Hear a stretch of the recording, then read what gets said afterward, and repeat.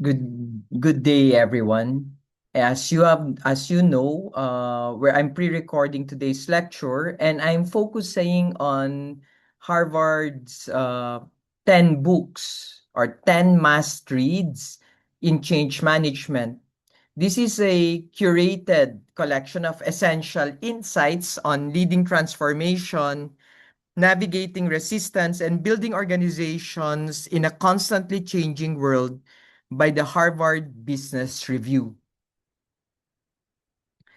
So the presentation focuses on the central challenge of change management, how organizations can successfully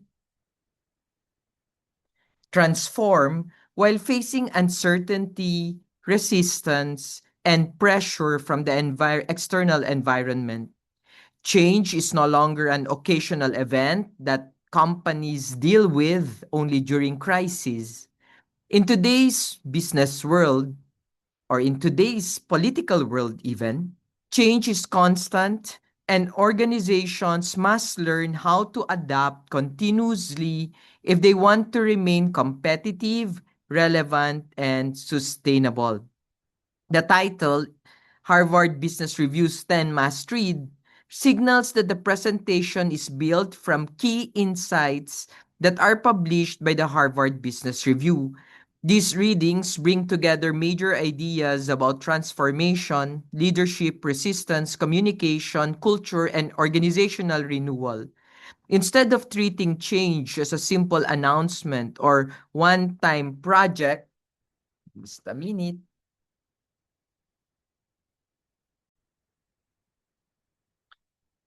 Of course, I hope you didn't feel how long that conversation was because there was a phone call.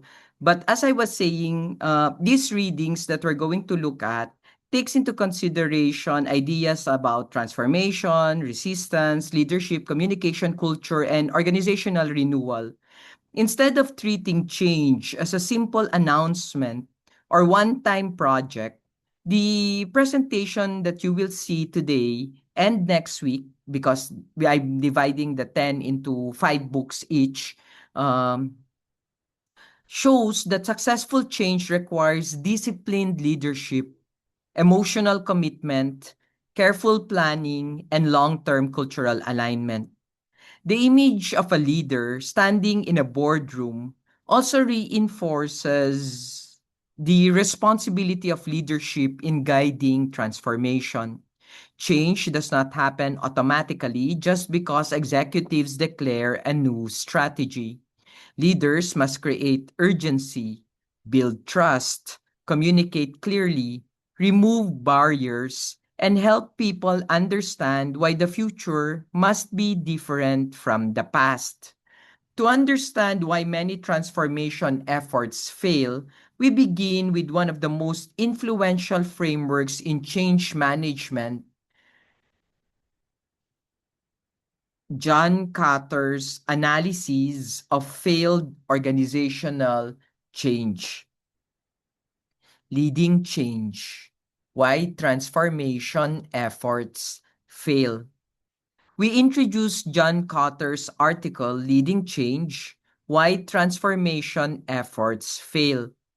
Cotter studied more than 100 companies attempting major transformations, including well-known organizations such as Ford and British Airways. These transformations took many forms: total quality management, TQM, restructuring, re-engineering, cultural change, and turnaround efforts. However, despite the different labels, the basic purpose was the same. Organizations were trying to make fundamental changes so they could survive and compete in more demanding markets. Cutter's research showed that transformation outcomes vary widely. A few companies succeed brilliantly, a few fail completely, and most fall somewhere in between, often closer to failure than success. This is important because it reminds us that change is not guaranteed simply because a company invests time, money, and leadership attention. Even large organizations with talented executives can struggle if they misunderstand how change works. The main lesson is that transformation failure usually comes from predictable leadership mistakes. Organizations often underestimate how difficult it is to shift behavior, culture, systems, and mindsets. Cutter's work helps us see change not as a vague leadership challenge, but as a process with specific stages, risks, and errors that must be managed carefully. Before looking at Cutter's 8 specific errors, the presentation first explains 2 universal lessons that apply to almost every major change effort. The first universal lesson is that change is a process, not an event.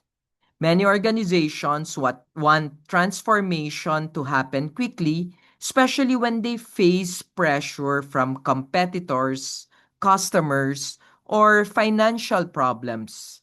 However, meaningful change takes time because it involves shifting habits, structures, relationships, and beliefs. When leaders skip steps, they may create the appearance of speed, but they do not create lasting results. The second lesson is that mistakes during transformation can be devastating. A single major error can slow momentum, create confusion, weaken trust, or even reverse progress. Even capable leaders can make these mistakes because change is complex and emotionally difficult. Employees may resist, managers may lose focus, and organizations may return to familiar routines if the change is not reinforced properly. The road illustration on this slide is meaningful because it shows transformation as a long journey, not a straight shortcut. There are turns, obstacles, and distance to cover. Leaders must therefore be patient, disciplined, and consistent. They must guide people through the full journey rather than assuming that one speech, one plan, or one cultural change will be enough. With these 2 lessons in mind, we now introduce Cotter's full sequence for transforming organizations successfully. We present Cotter's 8 steps to transformation. The first steps include creating urgency, building a coalition, and forming a vision. These early stages are essential because they create the emotional and strategic foundation for change. Without urgency, people remain comfortable with the status quo.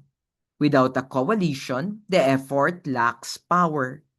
Without vision, people do not know where the organization is going.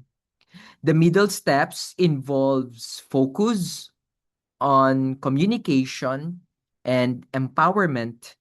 Leaders must communicate the vision repeatedly and credibly, not just once.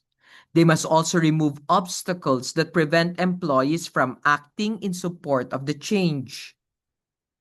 These obstacles may include outdated structures, conflicting incentives, resistant managers, or systems that reward old behavior.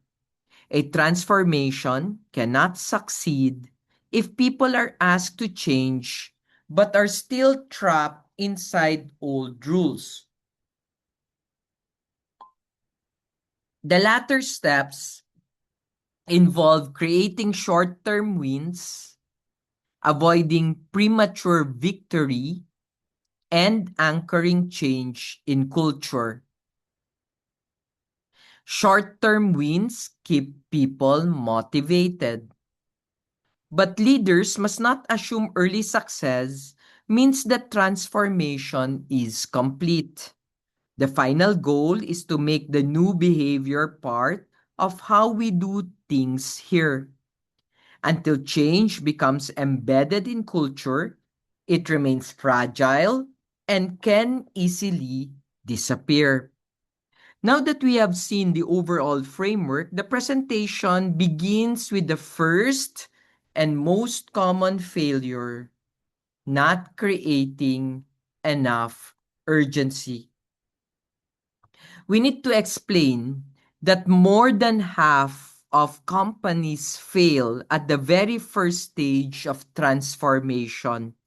Creating a strong enough sense of urgency, many executives underestimate how difficult it is to move people out of their comfort zones.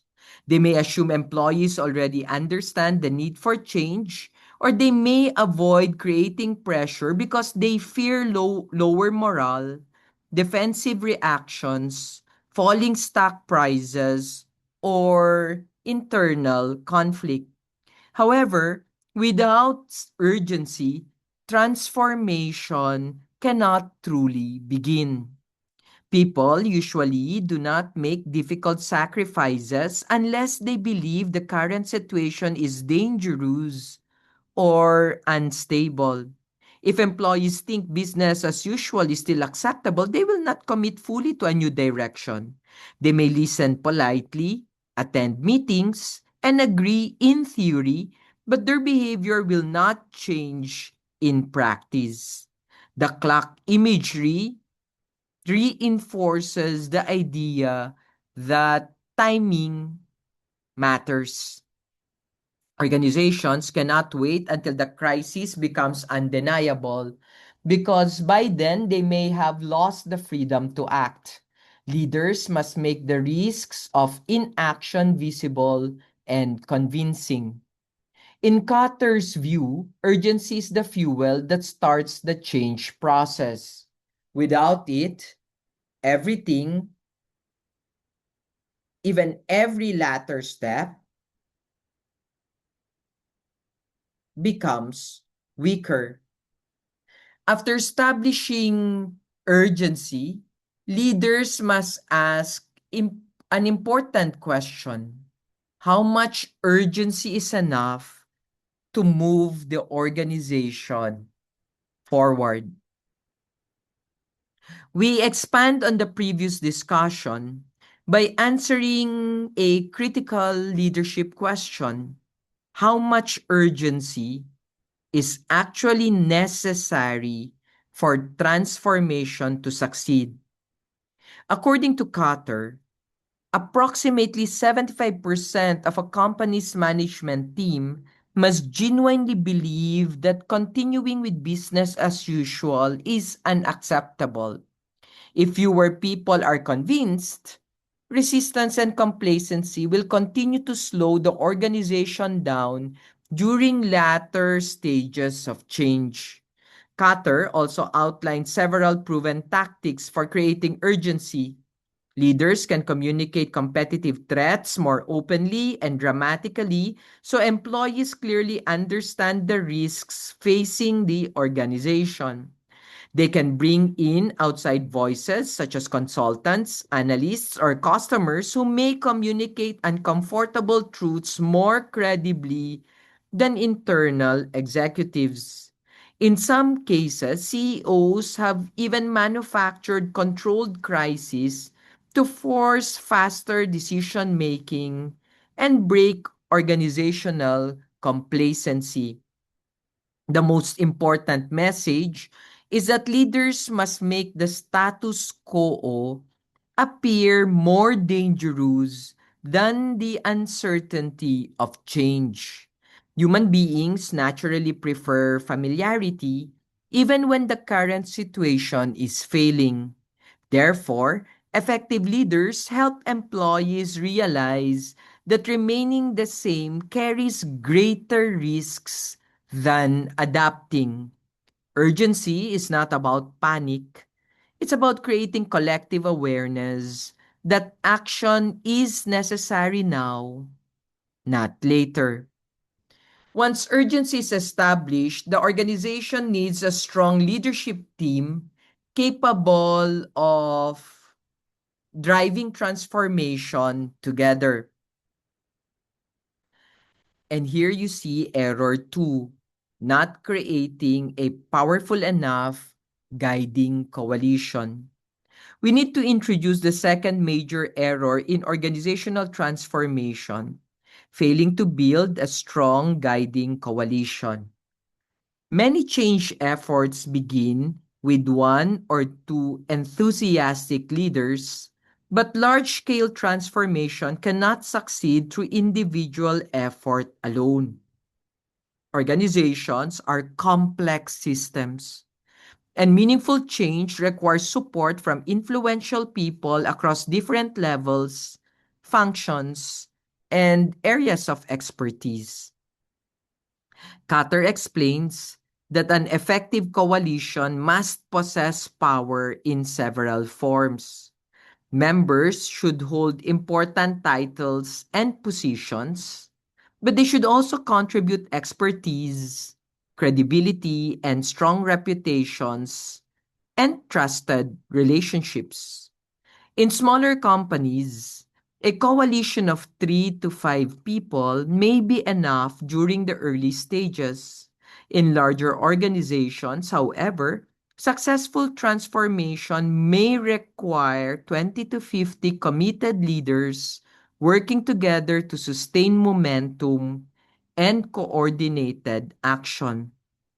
We also need to emphasize that coalitions led only by HR personnel or planning departments usually fail because they lack operational authority. Real transformation requires strong line leadership.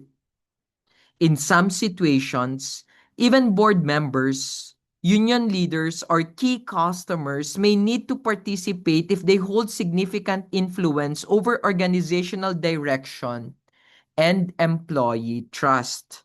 Building a coalition is not simply about assembling important people. The next slide will explain how organizations create trust by aligning by alignment within the leadership group. We focus now on building the coalition. This is the practical process. Cotter notes that urgency helps bring leaders together, but urgency alone is not enough. Someone must actively organize the coalition, facilitate conversations, and help members develop a shared understanding of both the organization's problems and its opportunities for growth. One of the key themes is trust.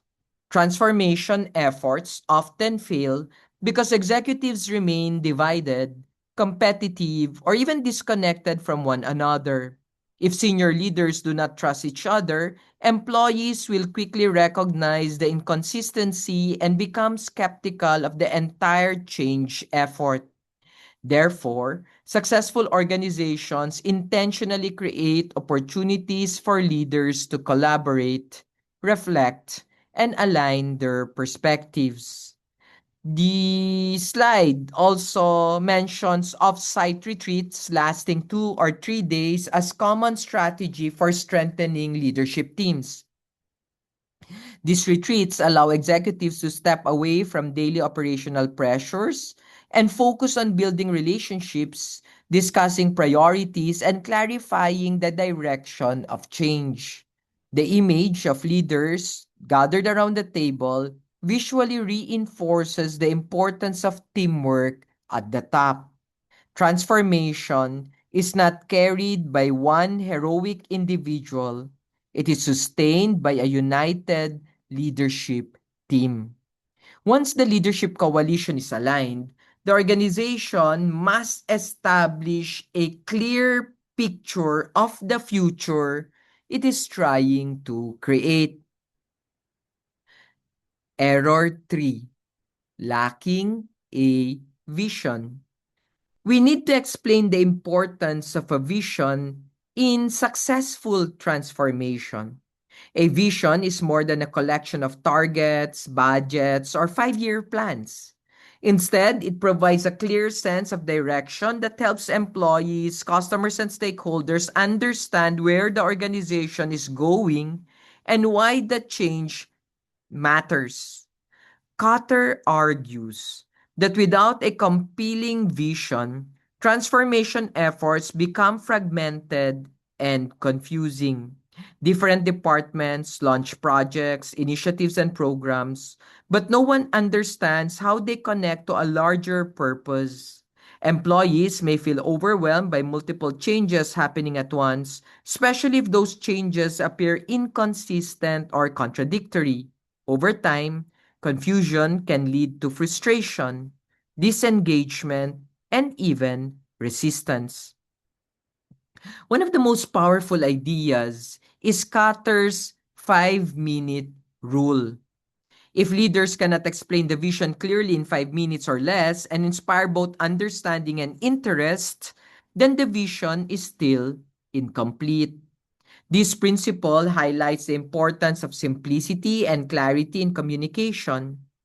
A strong vision gives people emotional direction, helping them see not only what the organization is changing, but also what kind of future it hopes to build. Even the strongest vision, however, will fail if leaders do not communicate it consistently and convincingly throughout the organization.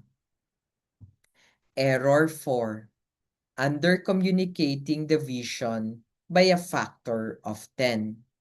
One of the most common leadership mistakes during transformation, communicating the vision far too little.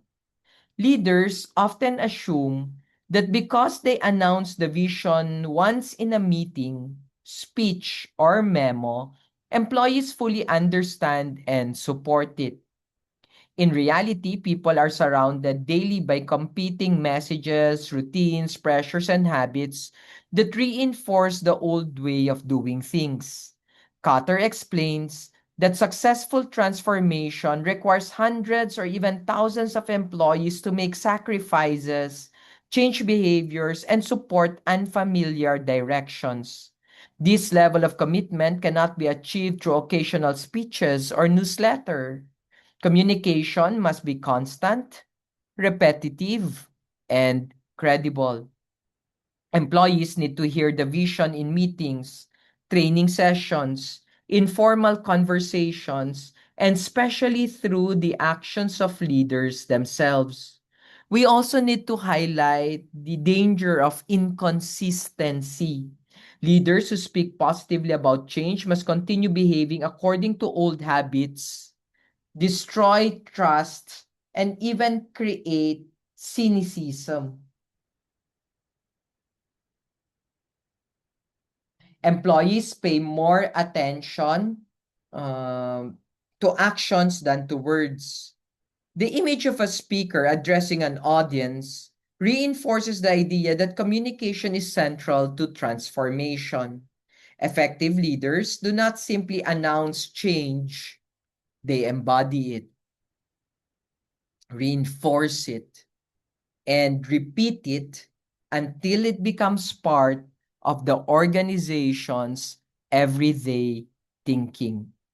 After communicating the vision effectively, leaders must ensure that employees are actually able to act on that vision by removing the barriers standing in their way, walking the talk. We need to emphasize that communication during transformation is not limited to speeches or written announcements. Leaders must walk the talk, meaning they must personally embody the behaviors, values, and priorities connected to the new vision.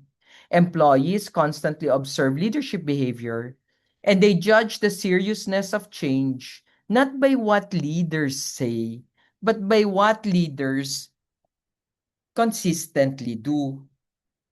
We need to explain that organizations should use every communication channel available. Can become vision-centered discussions instead of routine updates. Meetings can focus on transformation progress instead of only operational reporting. Training programs should reinforce the new direction and help employees develop the skills needed for the future organization. Every interaction becomes an opportunity to strengthen the vision. Another major idea is consistency. Nothing destroys transformation faster than leaders behaving in ways that contradict the message they are communicating. If executives, for example, promote collaboration but reward internal competition, employees become cynical. If leaders encourage innovation but punish risk taking, people stop participating in change. Successful transformations happen when leaders become visible symbols of the culture they are trying to build. Once employees understand and believe in the vision, the next challenge is ensuring that barriers do not prevent them from acting on it. Error 5. Not removing obstacles to the new vision. We we need to explain that even motivated employees cannot support transformation effectively if obstacles continue blocking their progress. As organizations begin changing, employees often become more willing to experiment with new approaches, but outdated systems, structures, and individuals can still prevent meaningful action. Kotter identifies three major categories of obstacles. First are structural blockers, such as rigid job categories or organizational designs that discourage collaboration and customer focus. Second are system blockers, including compensation systems, appraisal methods, or policies that reward old behaviors rather than the new vision. Employees naturally follow incentives. So if systems conflict with the transformation, progress slows dramatically. The most dangerous barriers, however, are human blockers, especially senior managers who refuse to support the change effort. When influential leaders openly resist transformation without consequences, employees lose trust in the process. Cynicism spreads because workers begin believing the organization is not truly committed to change. This highlights that leadership must be willing to confront difficult personnel and structural issues if transformation is to succeed. After removing obstacles, organizations must keep momentum alive by giving employees visible evidence that the transformation is producing results. Error 6. Not planning for short-term wins. These focuses on the importance of short-term wins in sustaining transformation. Real organizational change often takes years, and employees can become exhausted, discouraged, or skeptical if they do not see progress along the way. People are more likely to remain committed when they receive visible proof that their efforts are making a difference. Cutter explains that short-term wins do not happen automatically. Leaders must deliberately plan for them by identifying achieving goals, measuring improvements, and publicly recognizing success. These wins may involve performance gains, customer improvements, operational efficiencies, and successful pilot projects.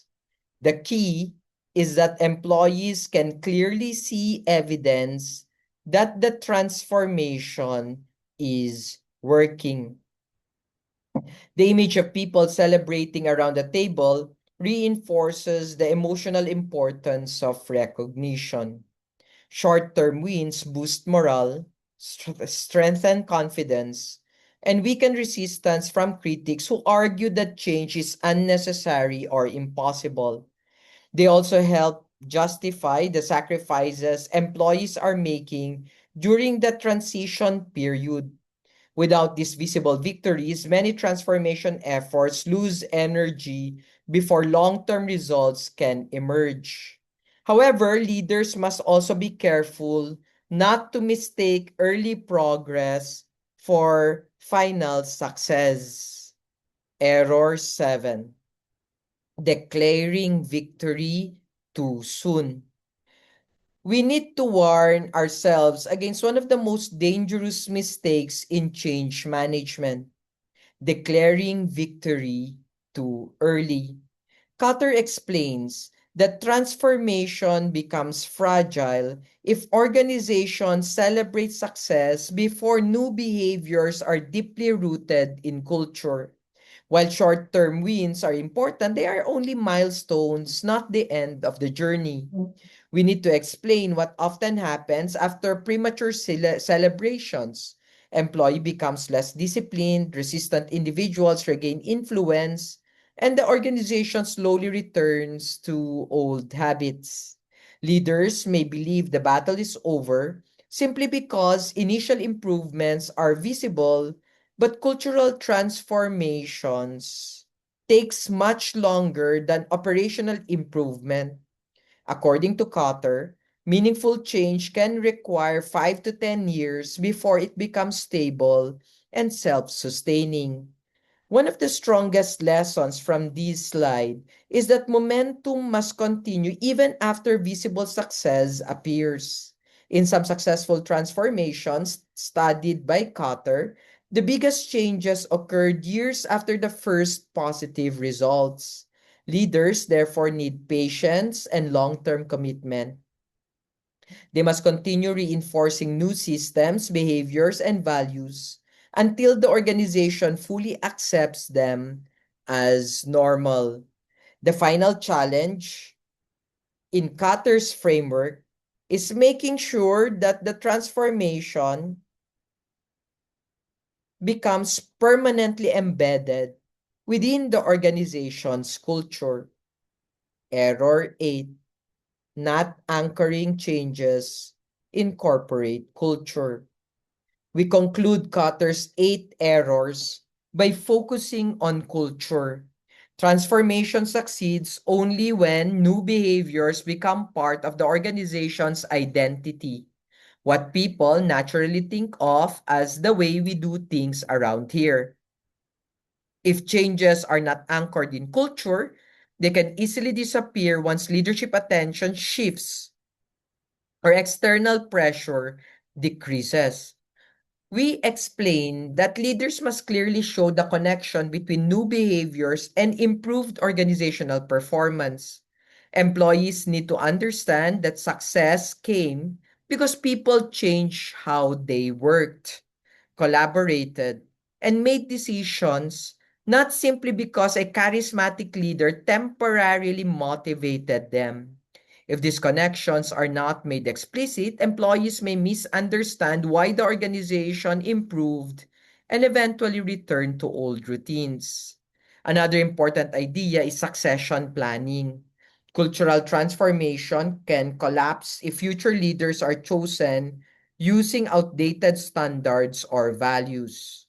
Promotion systems, leadership development, and board level understanding must all reinforce the new culture.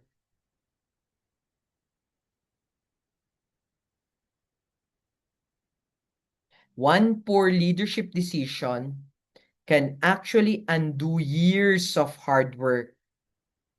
We need to be reminded that sustainable transformation is not just about strategy or systems. It is about permanently changing organizational beliefs, habits, and identity.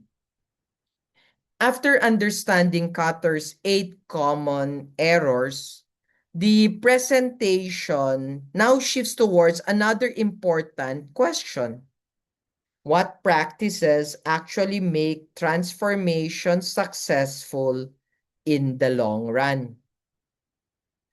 A broader discussion about successful transformation can be highlighted by a research from Michael Mankins and Patrick Littre.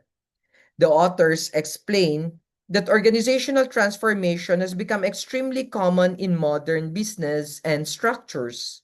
At any given moment, more than one-third of the large organizations are involved in some form of transformation effort, and many CEOs lead multiple major change initiatives within only a few years. Despite the frequency of these efforts, the success rates remain surprisingly low. We note that only about 12% of transformation programs produce lasting results. This means that although companies invest heavily in restructuring, innovation, digitalization, and cultural change, most fail to achieve the deep and sustainable improvements they originally intended.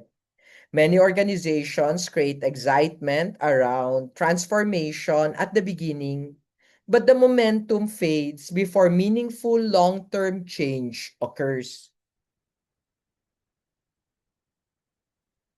The visual showing growth charts and executives discussing strategy reinforces the idea that transformation is usually connected to performance, competitiveness, and survival. But we also are reminded that transformation is not simply about launching initiatives. Success depends on whether organizations can sustain change over time, align leadership and employees, and continuously adapt in an increasingly dynamic business environment. To better understand why so many organizations struggle, we examine the data behind transformation outcomes over the last decade. Underwhelming results. So, research comparing transformation outcomes between 2013 and 2023, the data reveals an important pattern. Outright failures have become less common, but truly successful transformation have not significantly increased. Instead, many organizations now settle for mediocre or only partially successful results. The graph shows that the percentage of so-so outcomes rose dramatically from around 50 to 75% over the 10-year period. And this means organizations may improve somewhat during transformation, but they often fail to achieve breakthrough performance or lasting competitive advantage. Leaders may celebrate moderate success, but employees and stakeholders can still feel disappointed because the results fall short of the original promises. Another important point is the danger of organizational cynicism.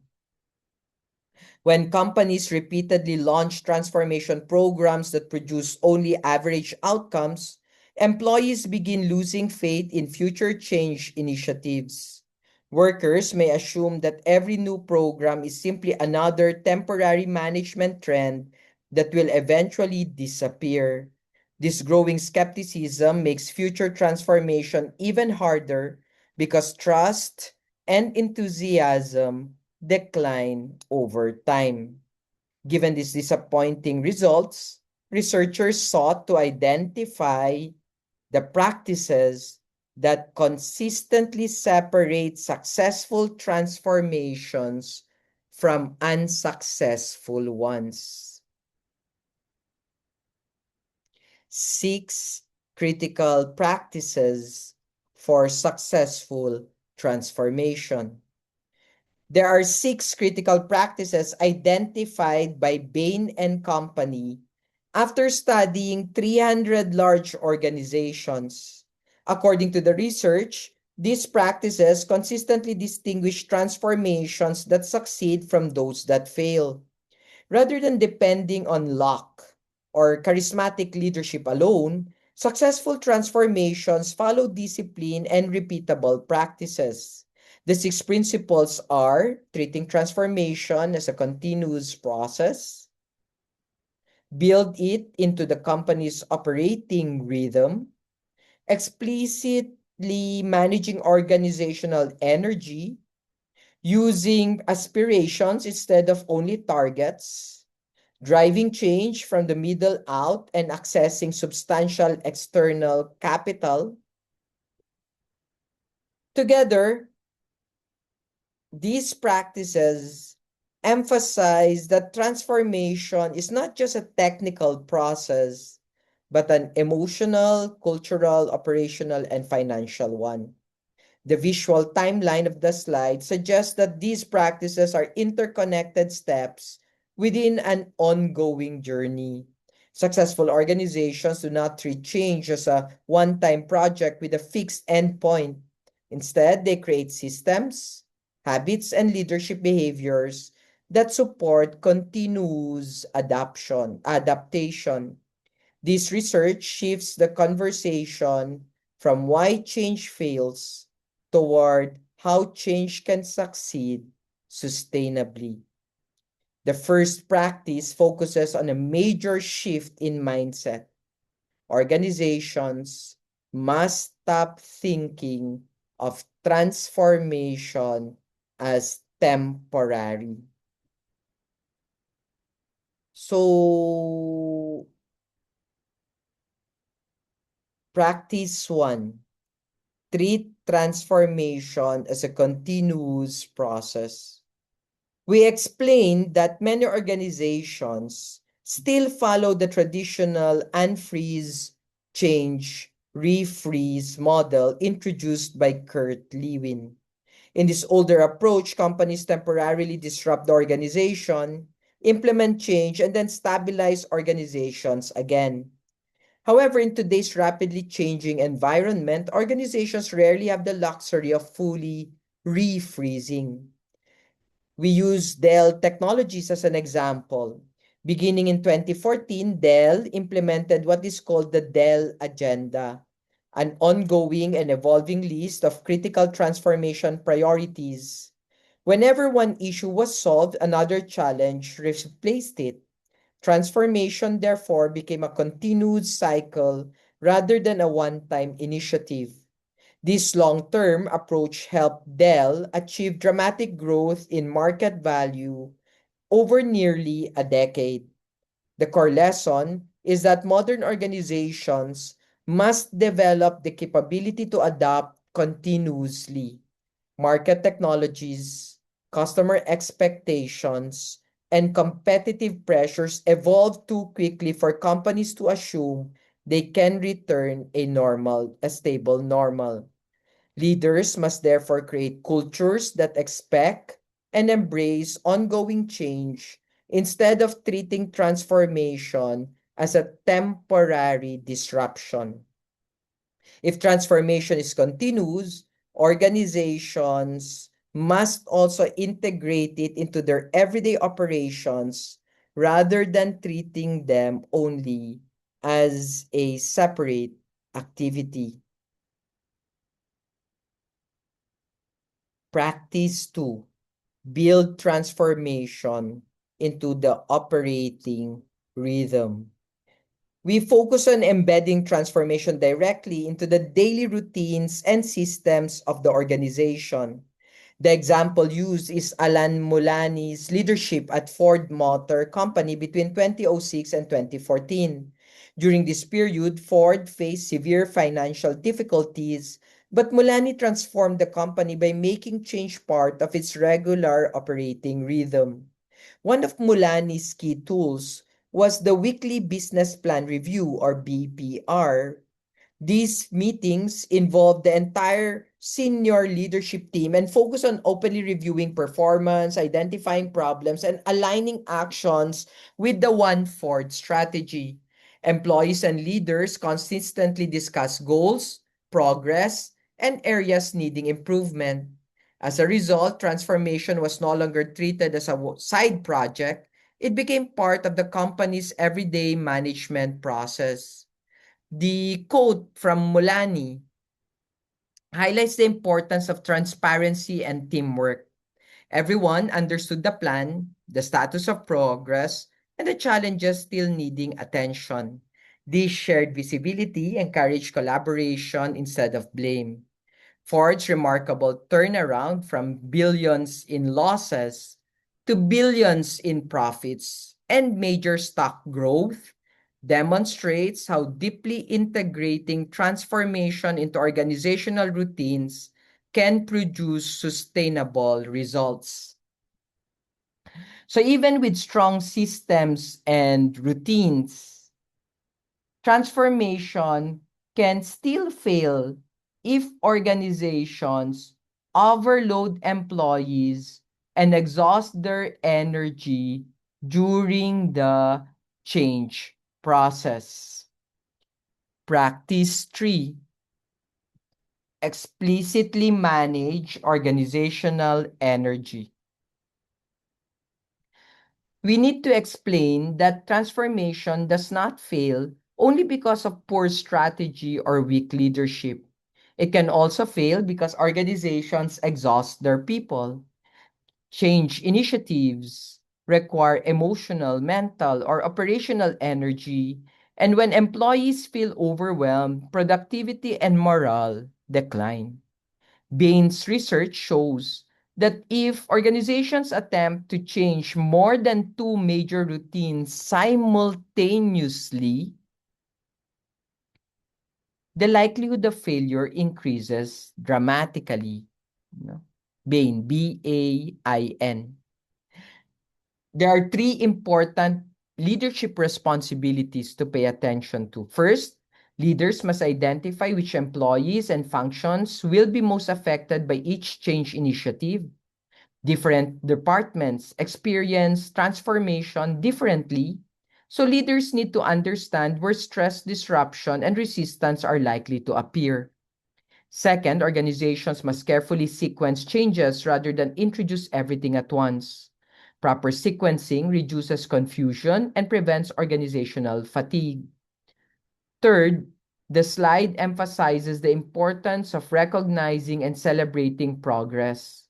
Celebrating wins restores energy and reinforces commitment during difficult periods.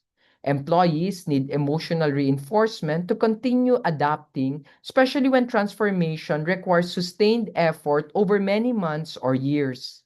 The key lesson is that successful leaders manage not only processes and systems, but also the emotional stamina of the organization. The next slide is going to show how one organization successfully managed energy while rebuilding itself after a major crisis. Virgin Australia, managing energy in practice. Virgin Australia is a real-world example of effective energy management during transformation. After entering bankruptcy in 2020, the airline was acquired by Bain Capital and rebuilt under CEO Jane Hrdlicka. The organization faced enormous operational and emotional challenges, including restructuring the business, expanding the fleet, hiring employees, and redesigning the customer experience. Leadership focused on a simple but powerful principle: prioritize the changes that matter most to its customers and reduce distractions caused by less important initiatives. Instead of overwhelming employees with too many simultaneous demands, the company concentrated energy on the areas with the greatest impact. This strategic focus helped employees remain motivated and aligned during a highly stressful period. Another important factor was employee participation in success. Bonuses and shared rewards help workers feel personally connected to the organization's recovery and growth. Rather than viewing transformation as something imposed from above, employees became emotionally invested in the company's future. The image of the airplane and upward movement symbolizes momentum, renewal, and the rebuilding of organizational confidence after crisis. After managing organizational energy effectively, leaders must also ensure that their goals inspire employees to think beyond ordinary performance improvements. Practice 4. Use aspirations, not just targets. We argue that transformation requires bold aspirations, not merely incremental targets or benchmark comparisons. Many organizations rely heavily on external benchmarks to guide improvements, but this approach can unintentionally limit ambition. If companies only aim to match what competitors have already achieved, they rarely produce breakthrough innovation or industry leadership. The example of Adobe illustrates the power of aspiration. In 2011, CEO Shantanu Narayan challenged the organization to move all Adobe products to a cloud-based subscription model. At the time, this was an extremely bold and risky decision because many software companies still depended on traditional product sales. However, the aspiration unified the organization around a transformative vision of the future rather than a narrow operational target. We highlight that bold aspirations encourage organizations to rethink their business models, customer relationships, and capabilities. Aspirations create emotional commitment because they inspire people to pursue something larger than short-term performance metrics. In Adobe's case, the transformation reshaped not only the company, but also the entire software industry. This demonstrates how ambitious visions can become catalysts for large-scale innovations and long-term competitive advantage. We need to show next the enormous impact of Adobe's bold aspiration on growth and industry. So we present measurable evidence of Adobe's transformation success. Since shifting toward cloud-based subscription services, Adobe market value grew from approximately $24 billion to more than $250 billion. The company already also achieved average annual shareholder return significantly higher than the Nasdaq average, demonstrating the financial impact of its strategic transformation. The slide also highlights Adobe's continued innovation, including the introduction of more than 100 new features in 2023 and the development of AI-powered tools such as Firefly image generators. This reinforces an important idea. Successful transformation is not a one-time adjustment. Instead, transformation creates a foundation for ongoing innovation, allowing organizations to continuously evolve and respond to emerging technologies and customer needs. Another major point is Adobe's influence on the wider software industry.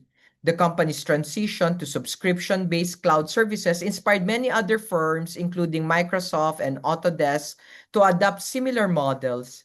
And this shows how transformational leadership can reshape entire industries, not just individual organizations. Adobe's example demonstrates the power of combining bold aspirations with disciplined execution. While bold aspirations often come from senior leaders, lasting transformation also depends on leadership emerging from the middle levels of the organization. And here we see fifth practice, drive change from the middle out. This challenges the traditional assumption that transformation should be driven only from the top down. According to the research, lasting organizational change happens most effectively when middle managers and middle level leaders actively shape and guide the transformation process. This compares the strengths and weaknesses of different organizational levels. Senior executives may understand strategy and external pressures, but they're often too far removed from daily operations to recognize practical challenges. Frontline employees understand operational details, but they may focus only on small local improvements rather than broader organizational transformation. Mid-level leaders occupy the sweet spot because they understand both operational realities and strategic priorities. Middle managers, therefore, become essential translators between strategy and execution. They can identify outdated processes, recommend meaningful improvements, and influence employee behavior across departments. This middle out approach also increases employee trust because transformation is no longer appears as a distant executive mandate. Instead, change becomes shaped by leaders who work closely with teams and understand everyday organizational realities. The next slide provides a real-world example of how one company successfully used middle-out leadership to achieve large-scale transformation. Amgen. We explain how biotechnology company Amgen applied the middle-out transformation model under CEO Bob Bradway. Rather than relying solely on senior executives, Amgen selected VP-level initiative leads and director-level initiative liaisons to guide major transformation projects across the organization. The selection process itself was highly strategic. The CEO and direct reports carefully coordinated appointments to ensure the organization had capable leaders driving each initiative. These mid-level leaders possessed enough operational knowledge to understand existing problems while also having sufficient authority to influence change across departments. By empowering leaders throughout the organization, Amgen increased both accountability and organizational engagement. The results were substantial. Amgen consolidated multiple functions, reduced operational complexity, integrated numerous systems into a unified platform, and dramatically expanded its portfolio of approved medicines and blockbuster products. These demonstrates that transformation becomes stronger when leadership responsibilities distributed beyond the executive suite. Sustainable change requires active participation from leaders positioned close to the organization day-to-day operations. Even with strong leadership and ambitious goals, transformation efforts still require one essential ingredient: sufficient financial resources. Practice 6. Access to substantial external capital. We need to emphasize that successful transformation is often expensive. Many failed transformation efforts collapse not because the vision was weak, but because organizations lack the financial resources needed to sustain change. Cost-cutting and internal efficiency improvements alone rarely generate enough capital to support large-scale transformation. We present several major examples. Ford borrowed billions of dollars during Alan Mulany's turnaround effort. Dell invested more than $660 billion to reposition itself as an infrastructure technology leader. T-Mobile used significant borrowed capital to finance its Un-carrier transformation and later its acquisition of Sprint. These examples show that organizations often need substantial investment before transformation can produce meaningful returns. The central message is that leaders must think before short-term savings. Real transformation usually requires funding for technology, restructuring, acquisitions, training, innovation, and cultural initiatives. Organizations that underinvest often attempt to transform while simultaneously limiting the very resources required for success. Sustainable change, therefore, depends on aligning financial strategy with transformational ambition. In the next slide, we explore how T-Mobile used external capital not just to survive, but to completely redefine its competitive position. The details of the T-Mobile's transformation under CEO John Legere is present in your slide. At the beginning of the transformation, T-Mobile had significantly fewer subscribers than competitors such as Verizon and AT&T. Instead of accepting this weaker position, the company borrowed billions of dollars and launched its Un-carrier strategy to disrupt the telecommunications industry. The Un-carrier approach challenged industry norm by eliminating hidden fees, offering unlimited service plans, and integrating products like the iPhone more effectively into customer offerings.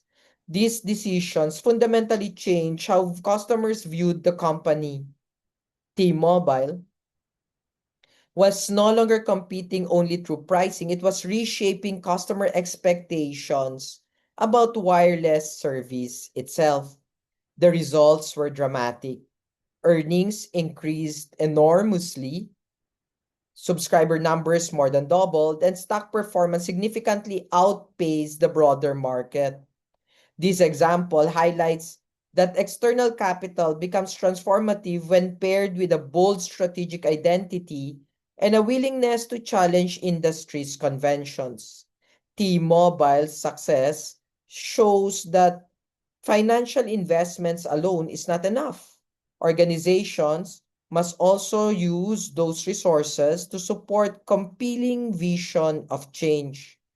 So, after examining all 6 successful transformation practices, the next slide asks an important question. How many of these practices must organizations actually adopt to improve their chances of success?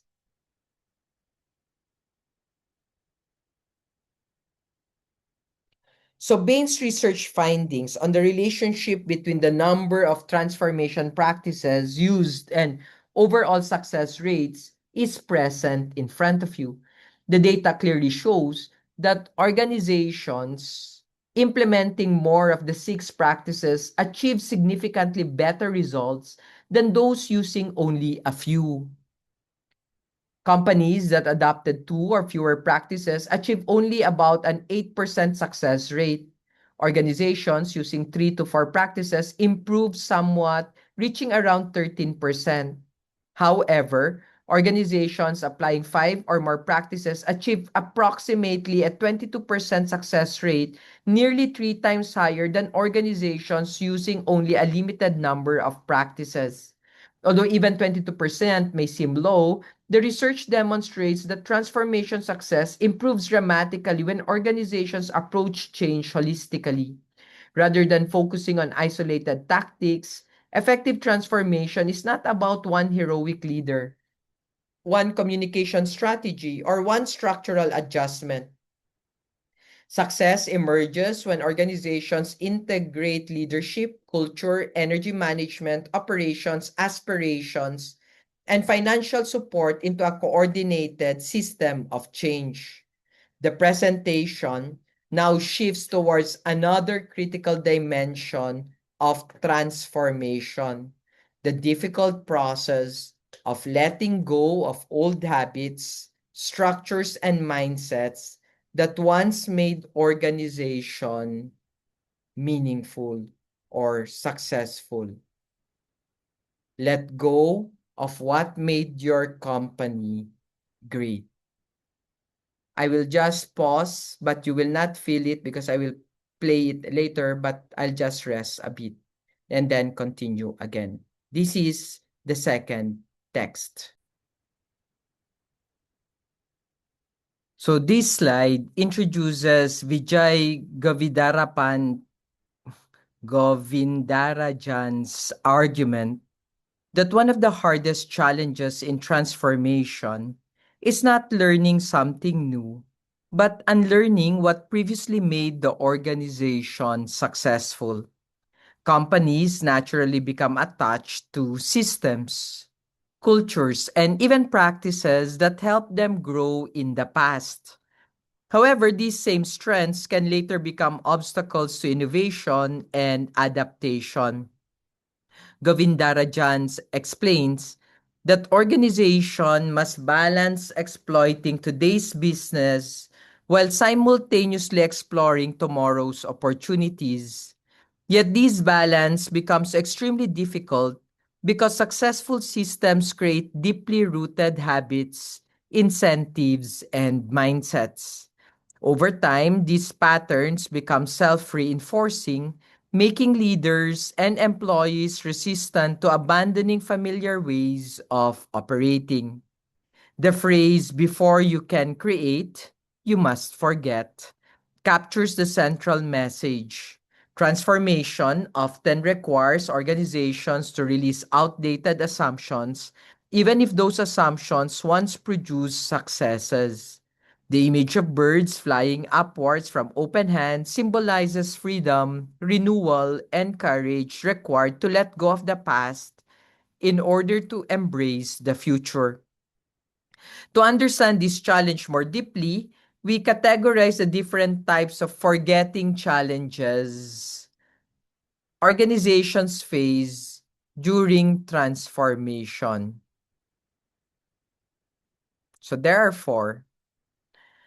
So not all organizational forgetting challenges are the same.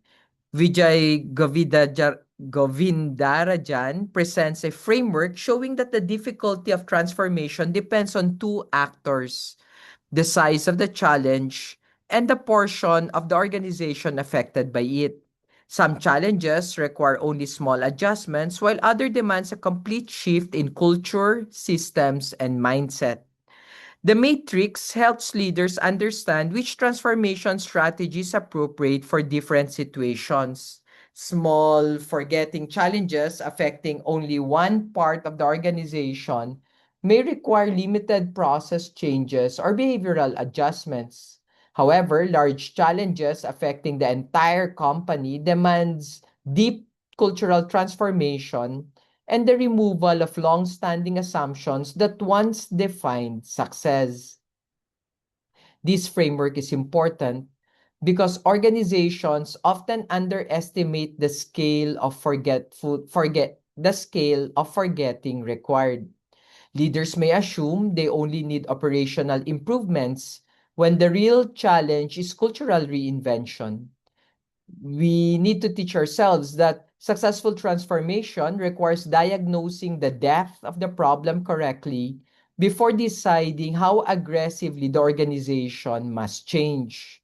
So, we need to demonstrate what happens when an organization faces a massive forgetting challenge that threatens its long-standing way of operating. So, the big challenge for the entire organization, Mahindra. Mahindra Group is an example of a large-scale forgetting challenge affecting an entire organization. During the early 1990s, India ended the license Raj system, which had protected domestic businesses from foreign competition. Suddenly, companies like Mahindra faces a much more competitive global market and could no longer rely on old systems that previously guaranteed success. CEO Anand Mahindra recognized that the organization needed a cultural shock to break its attachment to outdated habits. One symbolic but powerful action was eliminating the annual Diwali bonus, which employees had come to expect regardless of performance. This decision disrupted entitlement thinking and forced the organization to rethink its assumptions about rewards, accountability, and competitiveness. We also discuss United Rentals, which changed compensation systems from branch-based rewards to regional performance incentives. This shift encouraged collaboration rather than isolated fiefdom thinking. Both examples demonstrate that when entire organizations must forget habits, leaders often need bold structural and even cultural interventions to reset behavior and create a new mindset. While some forgetting challenges affect entire companies, other transformation targets only specific parts of the organization. Big challenge for part of the organization. We explain how IBM handled a major forgetting challenge within only part of the company. During the 1990s, IBM remained highly successful in enterprise IT, but it struggled to innovate and discover new growth opportunities. The company needed to explore new ideas without completely dismantling the systems that supported its existing core business. To solve this problem, IBM created its Emerging Business Opportunities or EBO process. And this approach established startup-like structures inside the organization where new innovations could develop independently from the company's traditional systems and routines. This unit had different leadership models, resource allocation processes, performance measurements, and organizational structures tailored for innovation. The key lesson is that organizations sometimes need to protect new ideas from the influence of the dominant legacy culture. If innovative initiatives are forced to operate under old systems and assumptions, they often fail to grow. IBM's example shows that transformation can require creating separate environments where employees are free to think differently and challenge established organizational norm. The next slide examines smaller forgetting challenges and explains how organizations can manage them before they grow into larger transformation crises. Smaller forgetting challenges. The slide focuses on transformation challenges that are less severe but still important. The first example involves United Rentals after the Great Recession. The company realized it could no longer depend entirely on the construction industry, so it diversified into specialty rentals such as pumps and safety equipment. This was a smaller forgetting challenge because the company only needed to adjust part of its strategy rather than completely reinvent itself. The slide also discusses small forgetting challenges affecting only certain departments or teams. These situations may involve changing outdated processes, behaviors, or systems that are no longer effective. Managers can often solve these problems locally without requiring organization wide restructuring or cultural overhaul. However, the slide warns leaders not to ignore smaller challenges if organizations delay action. Localized problems can grow into much larger transformation crises. Effective leaders monitor the smaller forgetting needs carefully and address them early before they spread throughout the organization. This highlights the importance of continuous adaptation rather than waiting for problems to become emergencies. Ultimately, all forms of organizational forgetting requires leaders to make difficult and often painful decisions about the future of the company. The emotional difficulty of transformation is not negligible. Govindarajan argues that leaders must have the courage to recognize how the logic of the past can undermine the future of the organization.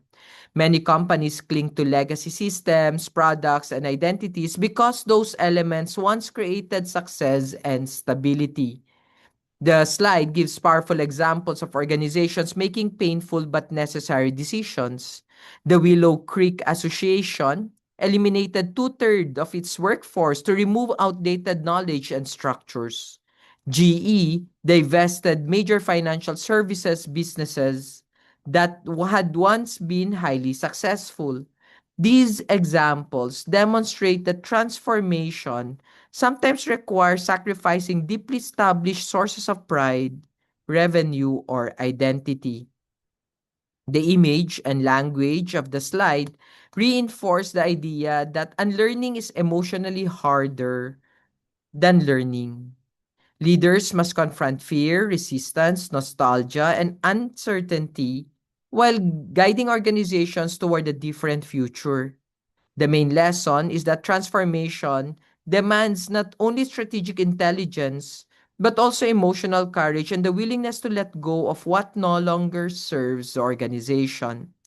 The presentation now shifts towards another challenge in change management, convincing organizations to act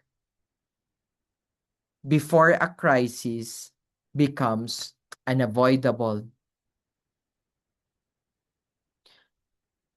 Persuade your company to change before it's too late. We introduce the information action paradox, which explains why organizations often struggle to act early during periods of disruption. Leaders typically want convincing evidence before making major changes. However, by the time clear public data confirms the need for transformation, competitors may already have moved ahead, making change far more difficult and expensive. The slide argues that organizations should avoid waiting until they stand on a burning platform. Ironically, once companies reach a crisis point, they often become more rigid and defensive rather than more adaptable. Employees and leaders becomes focused on protecting the current system instead of experimenting with new possibilities. The central message is that effective transformation requires proactive leadership. Organizations must learn to recognize weak signals, emerging threats, and future opportunities before the evidence becomes overwhelming. Successful leaders act early even when uncertainty still exists because waiting for perfect information usually means losing valuable time and competitive advantage. The next slide visually explains the relationship between information and organizational freedom. The slide visually illustrates the information action paradox. As organizations gain more public information about a market opportunity or disruptive threat, their freedom to act decreases because competitors are gaining access to the same information and responding as well. The slide contrasts two leadership mindsets. Entrepreneurial Ellen acts early with limited information, recognizing opportunities before others do. Corporatized Chris, on the other hand, waits for certainty and extensive data before making decisions. By the time Chris finally acts, competitors have already built strong advantages that are expensive and difficult to overcome. This framework highlights an important tension in organizational leadership. Traditional corporate cultures often reward caution, detailed analysis, and risk avoidance. However, in rapidly changing industries, excessive caution can become dangerous. Organizations must therefore learn how to balance thoughtful analysis with timely action, even when uncertainty remains high.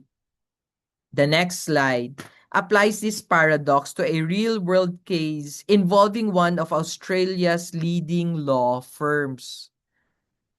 We discussed King and Wood Mallesons Australia, or KWM, and the warning signs the firm faced in 2018.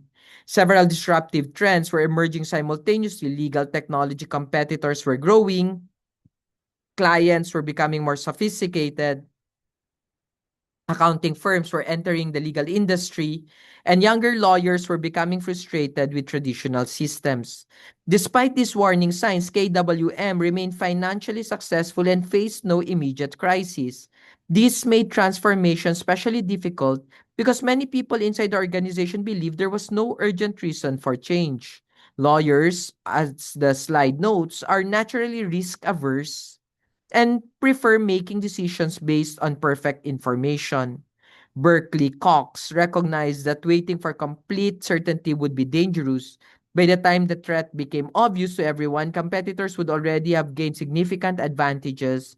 And this example demonstrates how difficult it is for successful organizations to act proactively when the existing system still appears stable and even profitable.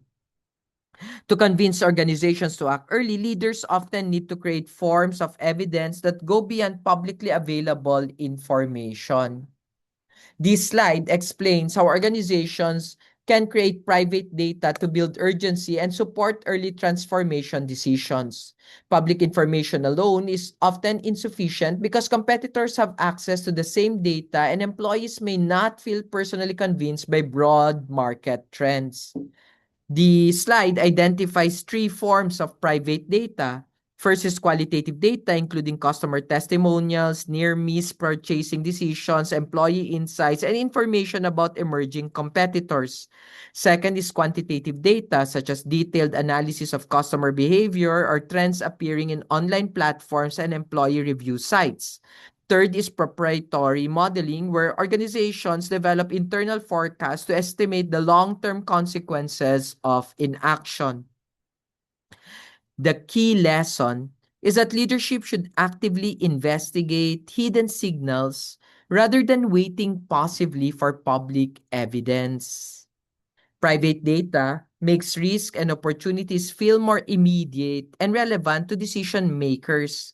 It also helps organizations create stronger internal conviction about the need to change before external pressures become overwhelming.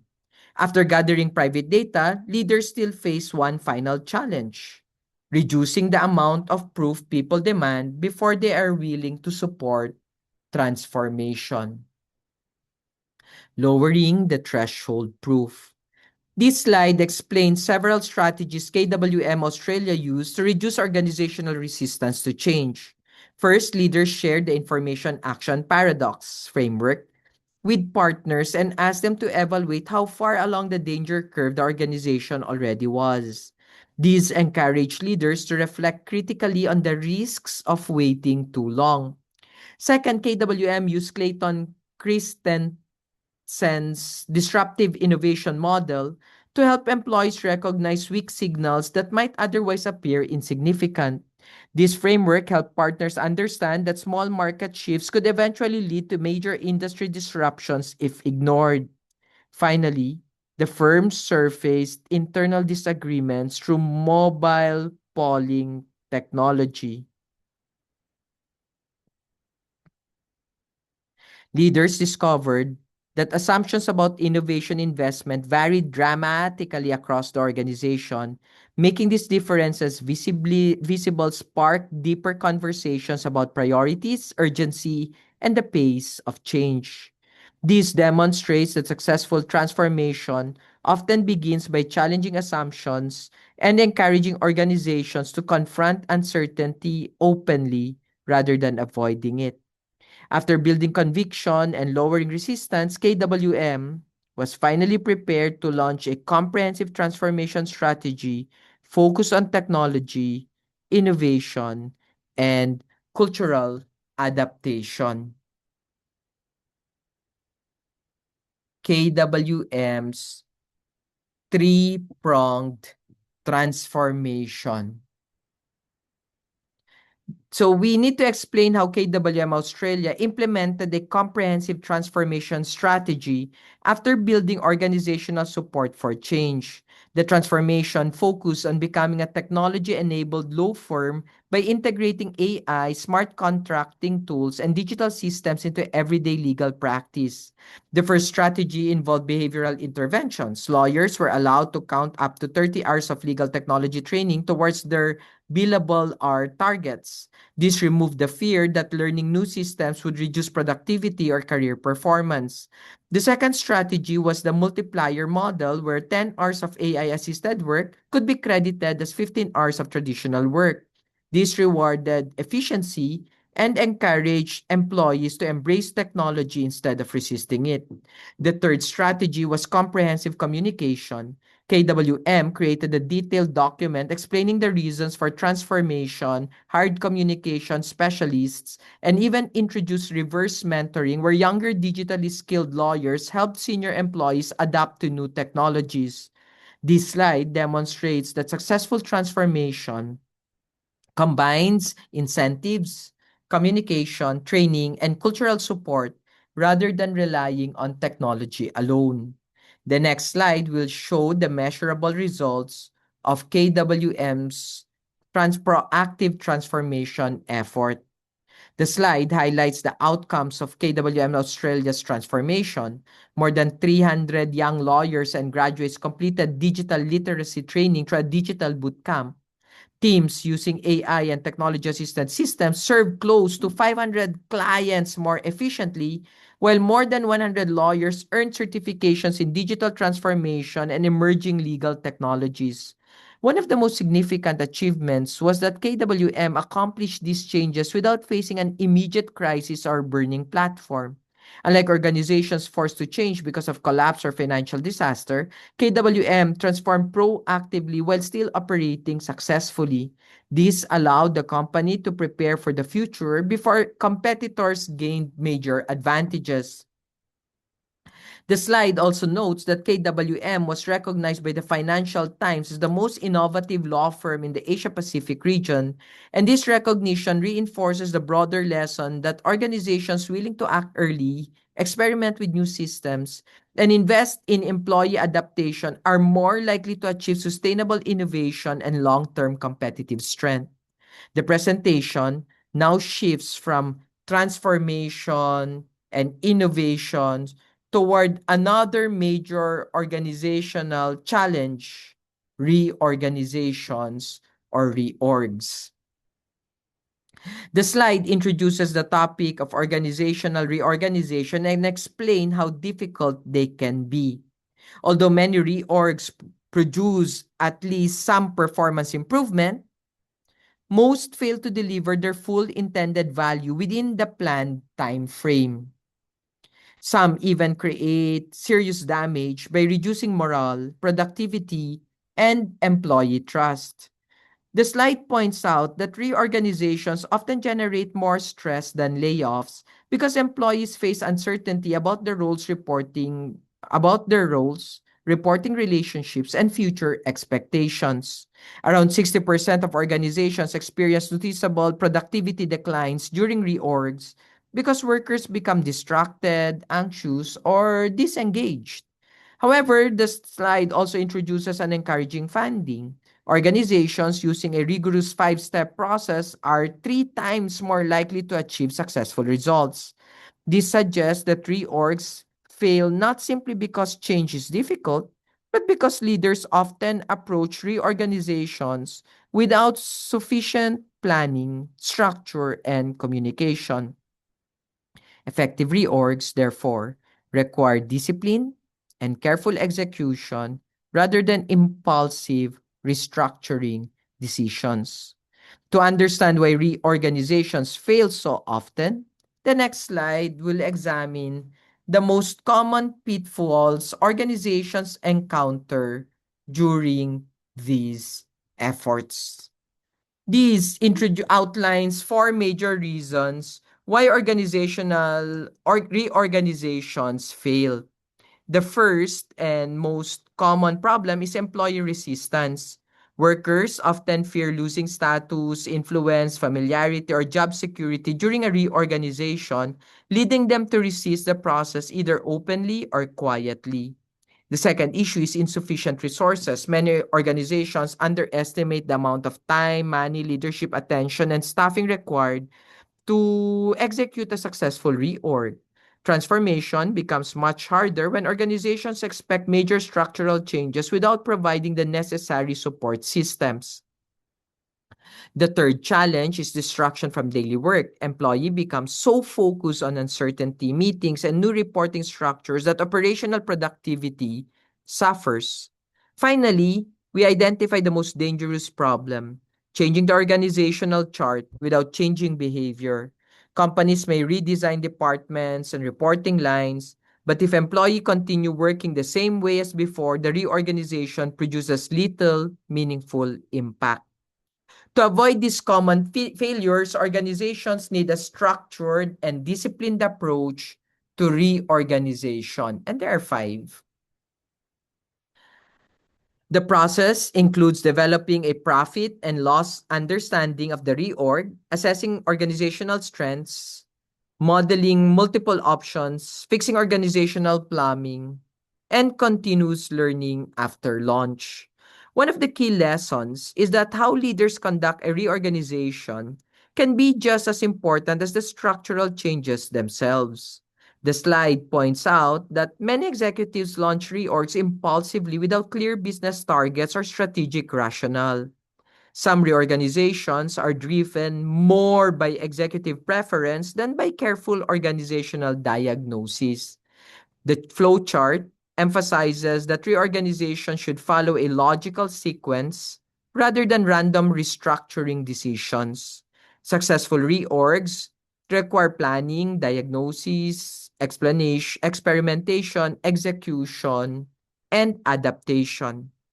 Organizations that skip these steps often create confusion, instability, and resistance instead of improvement. The next slide will examine the first two steps of the process, which focus on financial clarity and organizational diagnosis. We explained that reorganization should be treated like any other business investment. Step one involves developing a clear profit and loss understanding of the reorganization. Leaders must identify expected benefits, financial loss, timelines, and even the human cost of disruption. Surprisingly, only a small percentage of executives perform this analysis rigorously before launching major reorgs. The second step focuses on diagnosis before action. The slide compares this to medicine. Surgeons do not operate without diagnosing the patients. Similarly, leaders should not reorganize companies without understanding the organization's actual strengths, weaknesses, and operational realities. To achieve this diagnosis, organizations should gather information from employees across levels, departments, and geographies, not just senior executives.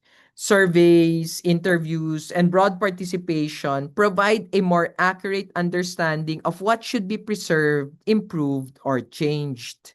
This slide reinforces the importance of evidence-based leadership rather than relying on assumptions or executive instincts alone. Once leaders understand the organizations clearly, they can begin designing and implementing possible solutions. Step 3 and 4, options and execution. We explained that organizations should never rely on only one restructuring idea. Leaders should compare multiple alternatives to understand the strengths and weaknesses of each option. The process of debating different approaches often reveals hidden trade-offs and prevents organizations from becoming too attached to one solution too early. We also highlight the importance of focusing not only on what the organization looks like, but on how it actually works. A successful reorg changes workflows, incentives, communication systems, and operational behavior, not merely reporting structures. Leaders are encouraged to assign people to defend options they may personally disagree with in order to encourage deeper analysis and even reduce bias. Step 4, fixing the plumbing and wiring, refers to execution. Organizations must carefully sequence changes such as hiring, job descriptions, IT systems, and operational processes. Timing matters because poorly sequenced changes can create confusion and operational breakdowns. We need to emphasize that most employees must adopt the new system for the reorganization to succeed. Even after implementation begins, successful reorganization requires continuous learning and adjustment. Step 5, launch, learn, and course correct. We emphasize that no reorganization works perfectly from the beginning. Leaders must expect problems, mistakes, and unexpected consequences during implementation. Instead of treating these failures as failures, successful organization use them as opportunities to learn and improve. The quote from Nancy McKinstry highlights the importance of adaptability. Organizations must live with and digest the new structure while rapidly correcting problems as they emerge. Employees at all levels should feel encouraged to identify issues, debate solutions openly, and recommend improvements. The case study mentioned on the slide demonstrates that some organizations only achieve their desired outcomes after making several post-launch adjustments, and this reinforces an important leadership lesson. Transformation is iterative. Leaders must remain flexible and willing to refine systems continuously instead of assuming the original design is perfect. Throughout every stage of a reorganization, one factor remains essential: effective communication. Communication during your organization must be transparent, practical, and two-way. Employees need clear information about what will happen when changes will occur and how those changes will affect their roles and responsibilities. The slide warns leaders not to rely too heavily on emails or formal announcements. Written communication alone often fails to address employee fears and questions. Instead, leaders should communicate face to face whenever possible, allowing employees to ask questions, express concerns, and understand the practical implications of the reorganization. Another key lesson is that communication should flow in both directions. Employees often notice operational problems before executives do. So organizations must actively listen to frontline feedback. The quote from the former BP CEO John Bro reinforces this idea by emphasizing that staff awareness can sometimes exceed leadership awareness during periods of change. Beyond communication, organizations must also build deeper emotional support and trust if they want employees to genuinely accept change. No? Uh, this introduces Andrea Belk Olson's framework for building employee buy-in during transformation. Many organizations believe employee support can be achieved simply by communicating the reasons for change and showing enthusiasm. However, research shows that this superficial approach often creates cynicism, distrust, and emotional resistance. The We can argue that successful organizations build a culture of change acceptance long before major transformation begins. Employee buy-in depends on addressing deeper cultural factors such as trust, participation, relevance, fairness, and even emotional connection. Change becomes easier when employees feel respected, included, and personally connected to the organization's goals. The image here of people collaborating becomes very important. Employees are more likely to support change when they believe their voices matter. And when leaders demonstrate genuine authenticity, this shifts the discussion from structural transformation towards the human and emotional foundations of successful organizational change. The next slides will explore 6 cultural components that help organizations create genuine employee commitment and long-term support for change initiatives. These are the 6 ones. So, 6 cultural components that help organizations create strong employee support. These components are legitimacy, ownership, relevance, attainability, authenticity, and impartiality. Together, they form the foundation of a healthy change culture where employees are more willing to trust leadership and participate actively in transformation efforts. We emphasize that successful change is not created only through systems, structures, or executive decisions. Transformation becomes sustainable when employees feel psychologically safe, emotionally involved, and personally connected to the organization's goals. If even one of these cultural component is missing, resistance and skepticism can grow quickly. The visual framework suggests that these components work together rather than independently. Organizations that consistently address all 6 areas creates an environment where change feels collaborative instead of forced. This shift is important because employees are more likely to embrace transformation when they believe they are part of the process rather than simply being controlled by it.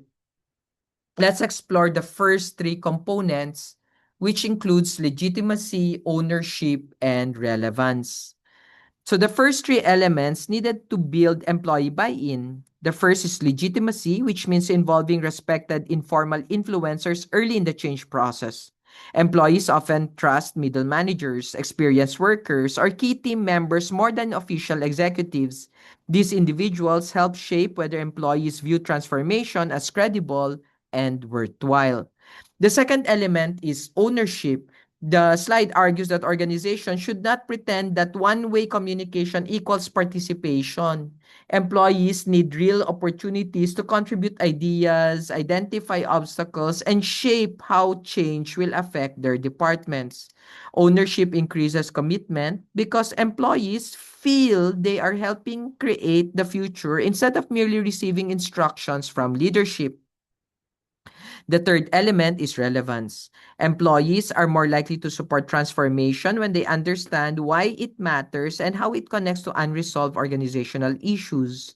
Leaders should explain how the current change initiative address long-standing frustrations, inefficiencies, or opportunities. And this helps employee see transformation as meaningful progress rather than additional work added to an already stressful environment. Let's look at attainability, authenticity, and impartiality. The first is attainability. Employees become less resistant when large transformations are broken into smaller, manageable micro changes. Small wins help people feel progress in realistic and achievable rather than overwhelming. The second component is authenticity. The slide criticizes superficial branding efforts such as slogans, logos, or promotional merchandise when they are not supported by real organizational action. Employees quickly recognize when leaders are performing change symbolically instead of genuinely living it. Authenticity basically means demonstrating change through meaningful policies, behaviors, and investments. The final component is impartiality. During transformation, politics, favoritism, and conflict can damage trust. Organizations may therefore benefit from neutral facilitators who can guide conversations fairly and help employees feel heard without bias. The overall lesson is that trust is fragile. It takes a long time to build, but can disappear quickly if employees feel manipulated, ignored, and even treated unfairly. After discussing employee buy-in, the presentation now shifts to another powerful leadership tool for transformative transformation to happen: storytelling.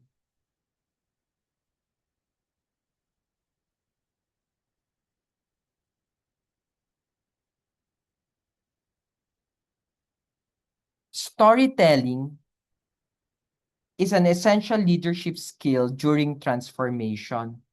Frances Frey and Anne Morris argue that stories help leaders communicate not only why change is necessary, but also what the future organization could look like in vivid and emotionally meaningful ways. The quote at the top of the slide emphasizes that storytelling becomes even more important during difficult situations. Facts, statistics, strategies alone often fail to inspire emotional commitment. Stories help employees connect personally to transformation by making abstract ideas feel concrete, relatable, and human. The slide also highlights that storytelling is not manipulation. Effective stories help organizations create shared understanding and collective motivation. Leaders who tell stories, strong stories, can reduce fear, strengthen trust, help employees imagine themselves succeeding in a transformed future. In this sense, storytelling becomes a practical leadership tool for guiding organizational behavior and culture. There are four steps to the storytelling framework, and let's look at that. No, understanding deeply, honor the past, create a mandate for change, and describe a rigorous but optimistic path towards the future.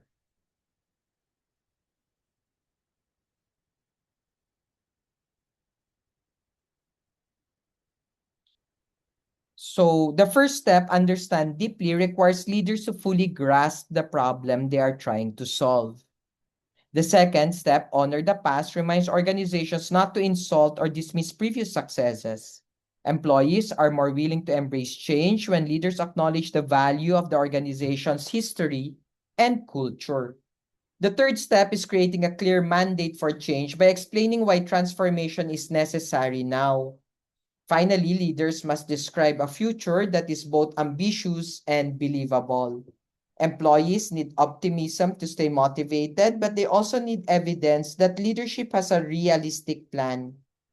This highlights that storytelling is most effective when it balances honesty about challenges with confidence about future possibilities.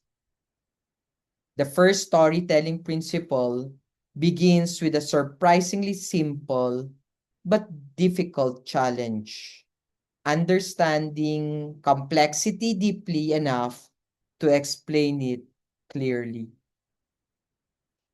This explains that leaders must understand transformation deeply enough to communicate it simply. If leaders rely on complicated jargon, technical language, vague corporate terms, employees will struggle to connect with the message. Simplicity is not a sign of weak thinking. It is evidence of deep understanding. The slide uses T-Mobile CEO's John Legere as an example. By listening directly to customer service calls, Legere discovered a simple truth: customers dislike the wireless industry experience. He captured this insight in one memorable word: uncarrier. This simple concept helped employees and customers immediately understand the company's mission and strategic identity. The broader lesson is that effective transformation communication should be concise, memorable, and emotionally resonant. Employees do not need long technical explanations to understand why change matters. Instead, they need a clear and relatable story that helps them see the purpose and direction of the transformation. After understanding and simplifying the message, leaders must also show respect for the organization's history and identity. This slide explains the successful transformation do not attack the organization's history, but that they acknowledge what the company has done well and recognize the strengths and that help it succeed in the past. Employees often become defensive when leaders imply that everything about the old system was wrong. The slide also highlights the importance of honesty. While leaders should honor the positive aspects of the organization's past, they may also confront harmful behaviors or failures openly. The example of Riot Games' public apology demonstrates how organizations can rebuild trust by acknowledging mistakes sincerely instead of becoming defensive. Once leaders establish trust or even credibility, they must clearly explain why transformation has become unavoidable. We use Domino Pizza as an example of creating a strong mandate for change. In 2010, Domino's faced declining sales and a weak reputation. Instead of quietly improving the product behind the scenes, the company publicly acknowledged harsh customer criticism about its pizza quality.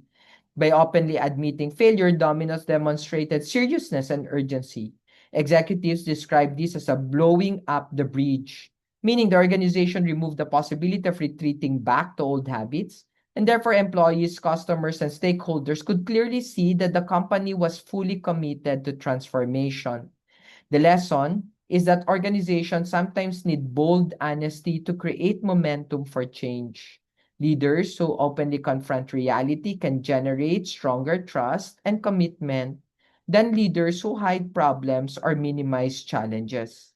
A clear mandate helps employees understand that transformation is not optional, it is necessary for survival.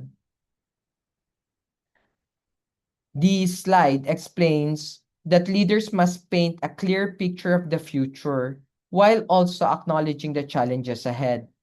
Vague promises, overly generalized aspirations are not enough to inspire employees. People need to understand specifically what the transformed organization will look like and how they fit in that future. The balance between rigor and optimism is essential here. Optimism gives employees hope and motivation, while rigor demonstrates that leadership has a serious, achievable plan. Successful storytelling combines ambition with realism so employees feel inspired, but also confident that the organization can truly accomplish transformation. That has also to do something to do with Cantor's law, which states that everything looks like a failure in the middle. During transformation, organization often experience confusion, setbacks, frustrations before results become visible. Leaders must therefore prepare employees emotionally for this difficult middle stage while encouraging them to continue pushing forward. Key takeaways so far from the five four books so far. So this final slide summarizes the major themes of the presentation and presents them as practical change management playbook.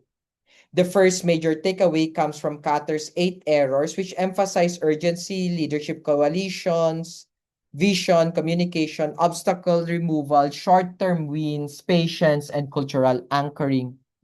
The second takeaway highlights the 6 practices associated with successful transformation, treating change as continuous, embedding it into operations, managing organizational energy, using bold aspirations, empowering middle leaders, and investing sufficient sources. These practices show that transformation succeeds when organizations approach changes systematically and holistically. The final takeaway emphasizes the human side of change. Organizations must act before crisis becomes unavoidable, build employee trust and ownership, use compelling storytelling, and create structures that support long-term adaptation. Ultimately, the presentation teaches that successful transformation is not about changing systems or strategies. It's about changing how people think, work, communicate, and believe in the future of the organizations.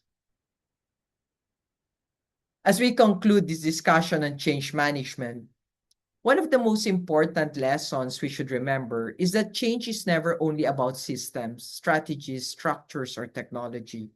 At its core, change is deeply human. Every transformation effort affects people's emotions, identities, routines, fears, hopes, and sense of purpose. Behind every successful organization are individuals trying to adapt, contribute, find meaning in uncertain situations. That is why leadership during change requires not only intelligence and strategy, but also empathy, courage, patience, and trust. Throughout this lecture, we've learned that successful transformation does not happen overnight. Organizations fail when they rush the process, ignore culture, underestimate resistance, or forget the importance of communication and employee involvement. But we also discover that transformation becomes powerful when leaders create urgency with compassion, communicate a meaningful vision, empower people to participate, celebrate progress, and remain committed even during difficult moments. Real change happens when people stop feeling like victims of change and begin feeling like partners in building the future. Most importantly, this lecture reminds us that growth always requires letting go of something familiar in order to become something better. Whether in organizations, careers, personal life, transformation asks us to embrace uncertainty while believing that a better future is possible. So, as future professionals, leaders, and change makers, may we never fear change itself. Instead, may we never, may we learn how to lead it with wisdom, integrity, humility, and heart. Because in the end, the organizations that truly succeed are not simply the ones that adapt the fastest. They are the ones that bring people moving forward. Thank you very much for listening. This is a very short lecture. I think I'm 1 hour earlier in this discussion, but I hope this was worth listening to. Magandang gabi sa inyong lahat at magkita-kita tayo sa susunod na klase. Salamat.